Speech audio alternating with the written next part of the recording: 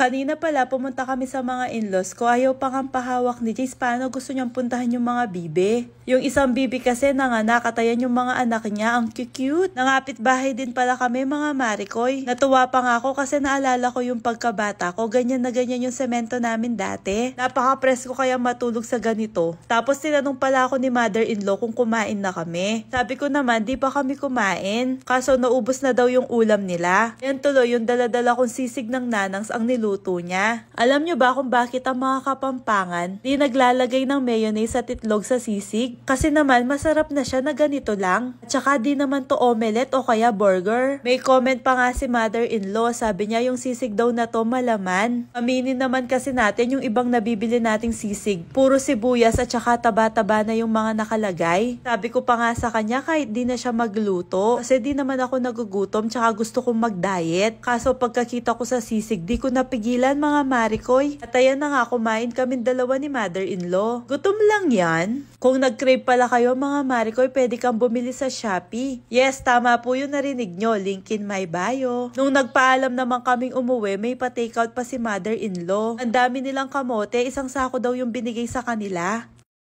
Update pala kay Jace mga Marikoy, sabi ko pala kay Teacher Grace kung pwede ituro niya kay Jace yung mga body parts. Sabi ni teacher, oo daw ituturo niya pero unang ituturo niya muna daw, following commands daw muna. Kapag daw marunong na si Jace sumunod sa mga command, mas madali niya daw matututunan yung mga ituturo sa kanya. Tinuruan din siya ni teacher na mag-up and down. Kung mapapansin niyo yung itsura ni Jace, medyo nagrereklamo siya pero ginagawa pa rin niya. Kung nandyan siguro ako sa loob, baka pinatigil ko na si teacher kasi naawa ko kay Jace.